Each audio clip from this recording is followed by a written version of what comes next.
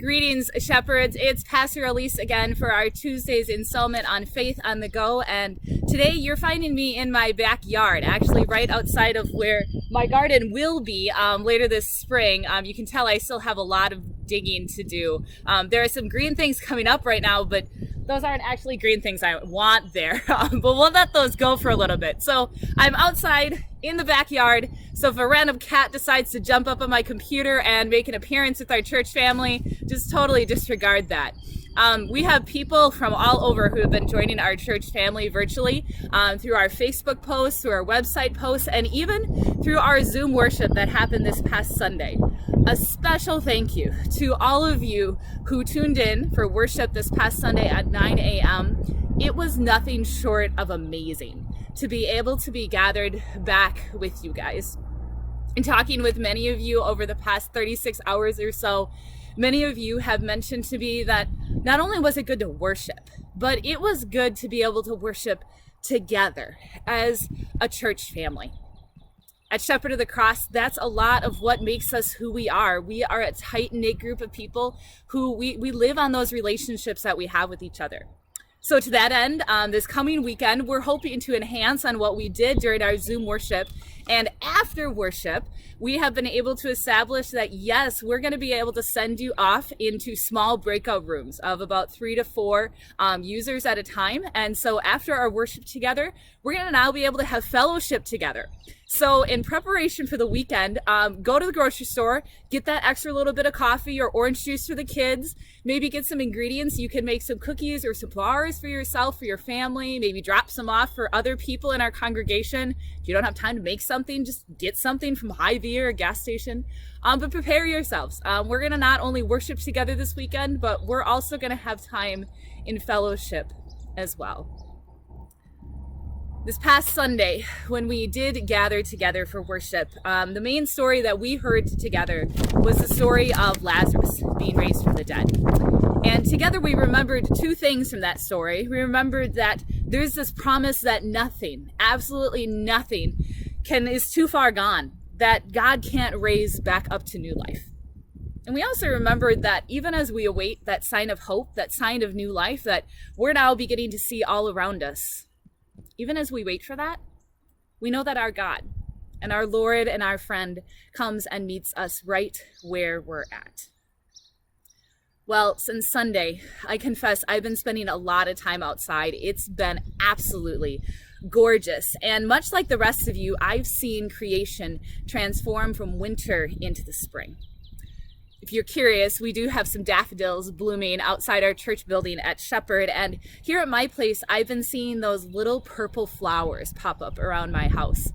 First, I didn't know quite what they were, but doing some digging and some texting with some members in our congregation, I've come to find out that those are little purple crocuses. For me, that was the first flower I saw this spring. I'd seen other green come up, and I'd even heard the sound of the robins and other birds that have come back. But it was that little tiny purple flower that made me stop and caused me to remember that, yes, indeed, something is springing forth, even when it might all seem quite bare.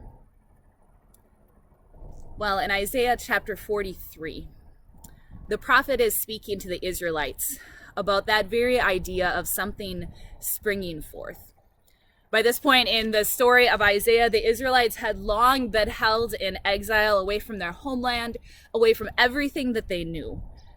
And if you want to talk about being on lockdown, those Israelites might have been there right there with us, because they couldn't go back home. They couldn't worship at the temple like they wanted to, and they certainly couldn't travel very freely. Maybe it wasn't COVID-19, but those Israelites were feeling a little stuck and feeling as though any path forward was beginning to be less and less of an option. But in the midst of that time, the prophet Isaiah comes along and reminds the Israelites of what God has done in the past.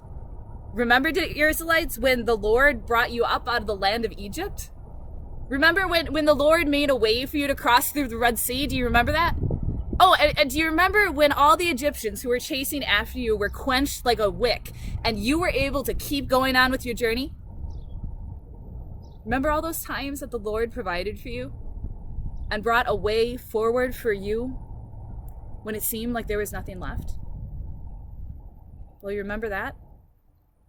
Well, now I'm about to do a new thing. And picking up in verse 19, the prophet writes, here it is, I am about to do a new thing. Now it springs forth. Do you perceive it? I will make a way in the wilderness and rivers in the desert.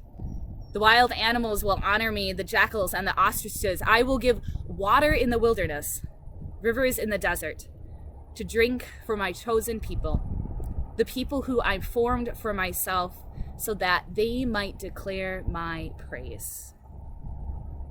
I am about to do a new thing, says the prophet. And right now, even though it might be small, it is springing forth. So, do you perceive it? These days of quarantine, the truth is that we might be finding ourselves with a little extra time to think or time to do some things that we wouldn't normally be doing. One of our youth actually told me during youth group this past week that she's been having more time to think lately. She began sharing some of her aha moments with the rest of the group, which sparked others in the group to do the same thing. So where might you be in this time of quarantine? Where might your family be right now? And I ask you, in the midst of all that, what new thing might be springing up within you and within your life? Or perhaps think of it this way, what's presenting itself perhaps totally unexpectedly during this time that's giving you a new outlook on life? New life is springing forth all around us, and our God will not stop keeping his promises. But do we dare look for it? Do we dare perceive what God is doing right now? Not only what God has done in the past to get us to this point, but what God is doing here and now. Think about it, dear shepherds. And I encourage you today to keep an eye out for that new thing that God is bringing forth in your life and in the lives of those around you. Ask God to open your eyes to see him at work today and in the coming week, and offer your thanks for how God has shown up to you. If you're so inclined, feel free to share some of those moments of where you've seen God do a new thing in your life or in the life of the community, and post it on the comments to this video, or send me an email at pastorleesebaldwin@gmail.com. Together, we are witnesses to all that God has done and all that God is about to do. And it's with that moment of anticipation and joy that we soon will enter into Holy Week, all that it has to bring. But we enter into it with a sense of knowing the promises that God is about to bring forth for us, promising us and the entire world something that we'll never, ever be able to fully comprehend.